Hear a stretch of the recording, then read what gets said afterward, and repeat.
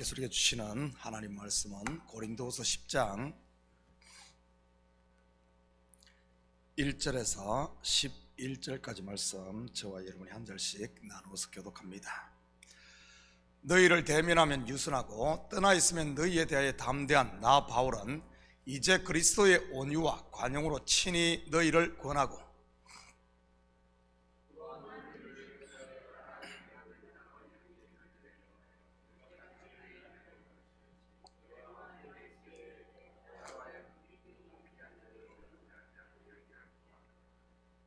우리가 육신으로 행하나 육신에 따라 싸우지 아니하노니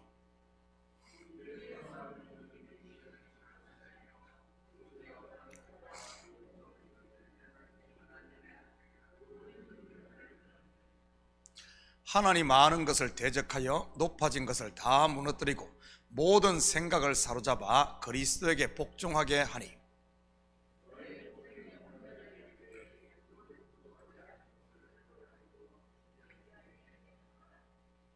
너희는 외모만 보는도다. 만일 사람이 자기가 그리스도에게 속한 줄을 믿을진대 자기가 그리스도에게 속한 것 같이 우리도 그러할 줄을 자기 속으로 다시 생각할 것이라.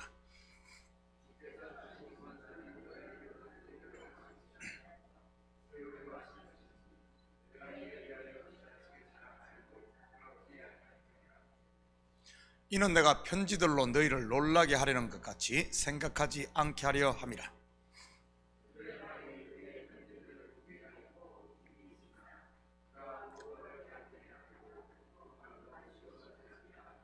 함께 읽겠습니다.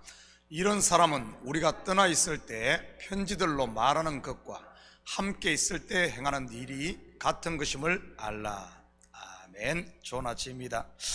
고난주간 특별 새벽기도회로 한 주간 고린도후서 강의를 쉬었습니다. 우리는 8장과 9장을 통해 연보에 대해 살펴보았습니다. 잠시 복습을 한번 하면, 연보는 일반적으로 돈만을 생각하기 쉬운데 원래 연보 즉 원어로 율로기하는 축복이라는 이런 의미입니다. 바로 복을 빌어주고 받은 은혜를 나누는 것이 연보라는 말이지요. 은혜는 마치 우물의 물과 같아서 나누지 않고 속에만 쌓아 놓으면 아무런 능력이 없습니다. 우물물이 그렇지 않습니까? 계속 퍼내지 않으면 그 속에 벌레가 생기고 탁해져서 나중에는 먹을 수 없는 것 말이지요. 우물물은 계속 퍼내야 더 신선한 물이 솟아나는 것입니다. 연보도 이와 같은 것이고요. 그리고 연보는 반드시 미리 준비해서 드려야 한다고 했습니다. 토요일에 헌금을 봉투에 넣어놓으라는 단순한 이런 말이 아니라, 먼저 우리가 준비해야 될 것은 은혜를 먼저 받고 그 받은 은혜에 따라 해야 한다는 이런 말입니다. 은혜 없이 연보를 하다 보면 연보가 마치 세금처럼 중한 짐이 되고 마는 것이지요. 왜냐하면 은혜로 하는 것은 우리를 점점 가볍게 하지만 억지로 하는 것은 결국 그것이 올무가 되고 마는 것이니까요. 그래서 연보를 사도 바울은 억지로 하지 말라고 말하고 있습니다. 여기서 억지로라고 번역된 플레오노엑시아는 탐심이라는 뜻으로, 은혜 없이 드리는 연보는 탐심 곧 우상숭배에 불과하다는 말입니다. 왜냐하면 자기 의를 쌓기 위한 것밖에 되지 않으니까요. 자기 의를 계속 쌓는 것이 바벨탑 아닌가요? 스스로의 힘으로 하늘에다 하나님과 같이 되려고 하는 이런 마음 말이지요. 은혜 없이 하는 연보도 문제지만 은혜를 받았음에도 성도가 헌금을 하지 않는 것도 문제인 것입니다. 왜냐하면 그 은혜를 속에 썩히고 있으니 말이지요. 그러니 다시 율법의 틀에 갇힐 수밖에 없는 것이고요. 우리 성도들은 먼저는 말씀을 통해 하나님이 우리에게 베푸신 은혜의 깊이와 넓이와 높이를 아는 데 열심히 낼 수 있기를 축복합니다. 그리고 은혜를 받았으면 나누는 데 인색하지 마시고요. 은혜는 나눌수록 더 풍성해지는 것이니까요. 기근으로 인해 고난당하는 예루살렘 성도들을 돕기 위한 연보에 관해 다루었던 바울은 이제는 자기의 사도직을 적극적으로 변호하고 있습니다. 명품이 있는 곳에 짝퉁이 있듯이 진리의 복음이 전해지는 곳에는 거짓 선생들이 뿌리는 가라지도 있게 마련인 것입니다. 예수님께서 하신 비유 속에도 그런 이야기가 나오지 않습니까? 좋은 씨가 뿌려진 이곳에 원수가 가라지를 뿌린다고 말이지요.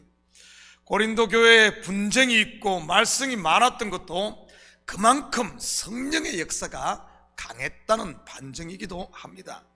실제로 고린도 교회는 풍성한 성령의 은사가 나타나지 않았습니까?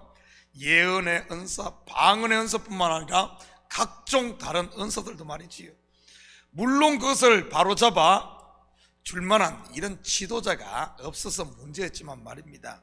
먼저 대적자들이 바울을 어떻게 공격했는지부터 우리 한번 살펴보도록 합니다. 1절입니다.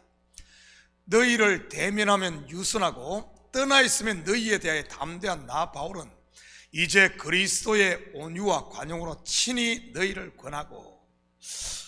이 말은 바울의 대적자들이 쓰던 말을 풍자적으로 인용한 표현입니다. 당시 바울의 대적자들은 율법주의에서 헤어나오지 못하던 유대주의자들이 있는데 그들은 바울을 비겁한 겁쟁이라고 비난을 했던 것입니다.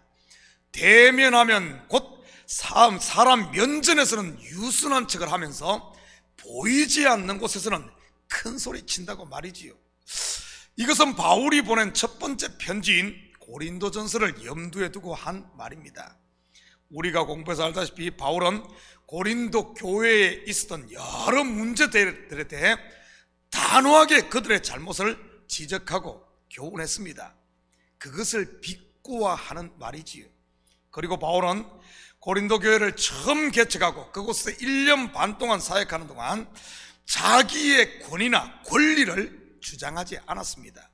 오직 복음을 위해서 사례도 받지 않고 자비량으로 선교를 했을 뿐만 아니라 오직 성도들을 위해 모든 것을 자기의 권리를 포기했습니다. 이 부분을 다시 한번 볼까요? 고린도전서 9장 20절에서 23절까지입니다. 한 절씩 우리 나누어서 읽도록 하겠습니다. 유대인에게 내가 유대인과 같이 된 것은 유대인들을 얻고자 하며 율법 아래에 있는 자들에게는 내가 율법 아래에 있지 아니하나 율법 아래에 있는 자같이 된 것은 율법 아래에 있는 자들을 얻고자 함이요.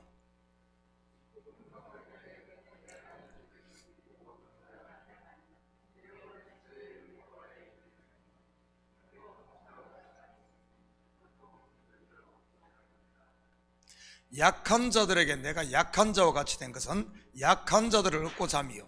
내가 여러 사람에게 여러 모습이 된 것은 아무쪼록 몇 사람이라도 구원하고자 함이니.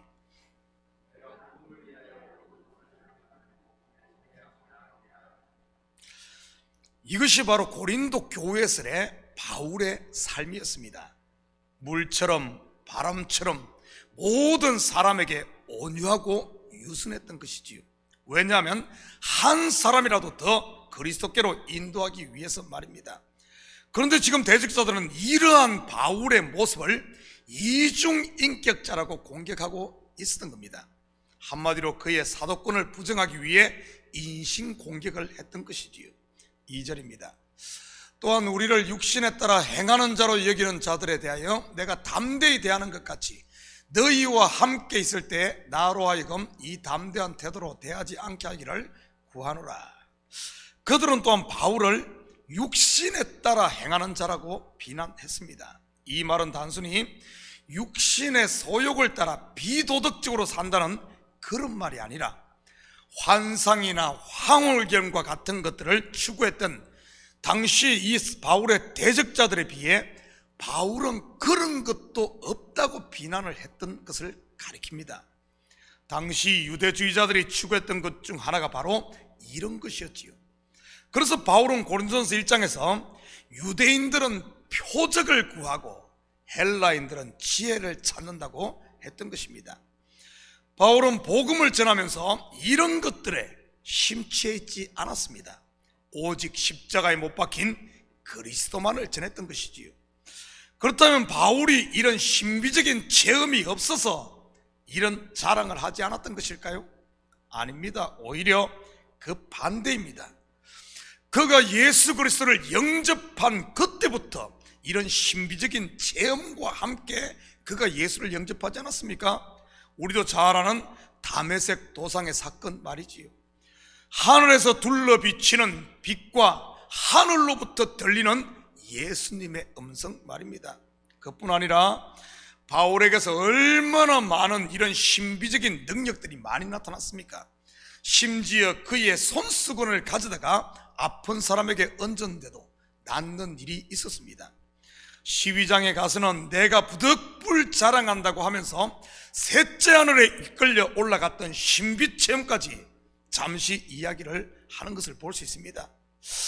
참 그런 것을 보면 우리말에 빈수레가 요란하다는 말이 맞는 것 같습니다. 진짜 깊은 영적 체험과 신비 그리고 황홀경을 본 바울은 잠잠한데 엉터리 가짜들은 개꿈 꾸고 거기에 온갖 미사여구를 다 갖다 붙여 무슨 판타지 소설을 만들어 간정들하고 다니며 신령한 척하고 있으니 말이지요. 이것은 그때나 지금이나 똑같은 것 같습니다. 저도 뉴욕에서 목회를 하다 보니 한국에 있을 때보다 많은 이런 선교사님들 만날 기회가 많습니다. 여러 선교사님을 만나보니 이제는 정말 신실하게 선교하시는 분과 그렇지 않은 분들이 대체로 구분이 됩니다. 엉터리 가짜일수록 뻥이 세다는 사실 말이지요. 여러분, 선교란 선교지에서 몸으로 삶으로 해야 하는데 선교지가 아닌 교회 돌아다니며 이 성도 저 성도 만나면서 말로만 하는 선교, 참 이런 분들 많거든요. 한마디로 소설을 써서 선교비만 타가는 이런 분들 말이지. 저는 우리 성도들이 이런 분들을 좀 분별할 수 있기를 축복합니다. 선교라고 다 선교가 아니고 교회라고 다 교회가 아니라는 사실 말이지. 그리고 책이나 유튜브에서 하는 천국 간정, 지옥 간정, 여러분 너무 혹하지 마시기 바랍니다. 그런 것들 신앙생활에 도움되는 것 아니니까요. 우리의 영을 살찌게 하는 것이 아니라 병들게 할 수 있으니까요. 여러분, 진짜 복음을 알고 진짜 하나님을 알고 진짜 신비 체험을 하고 황홀경은 경험한 사람은 그런 소리 안 합니다. 안 해요. 사도 바울 보십시오. 그 많은 것들 하고도 그걸 안 하는 이유가 뭔 줄 압니까? 그거 하고 나면은 성도들의 신앙이 정말 그리스도의 십자가를 붙어야 되는 십자가가 아닌 자기 감정에, 이런 것들의 호기심에 이런 것들을 붙잡기 때문에, 엉터리를 붙잡기 때문에 그 이야기 안 하는 겁니다. 어설픈 사람들이 그냥 개꿈 꾸고 하는 소리인 거예요. 개꿈 꾸고. 제대로 하십시오. 성경은 그런 이야기 하는 것 아닙니다. 그런 이야기 하려면 왜 못하겠어요? 성경에 전부 하나부터 10까지 전부 그런 건데. 그런데 그 이야기 안 하잖아요. 십자가와 부활, 내가 죽지 않고서는 모든 끝이란 거예요. 내가 그리스도와 함께 죽을 때 내 속에 성령이 역사하고 그리스도가 사는 것인 겁니다. 그렇다면 바울은 이러한 대적자들을 어떻게 대항했을까요? 3절 4절입니다. 우리가 육신으로 행하나 육신에 따라 싸우지 아니하노니 우리의 싸우는 무기는 육신에 속한 것이 아니요 오직 어떤 견고한 진도 무너뜨리는 하나님의 능력이라 모든 이론을 무너뜨리며. 먼저는 그들의 비난한 것과 똑같은 방법으로 싸우지 않았습니다.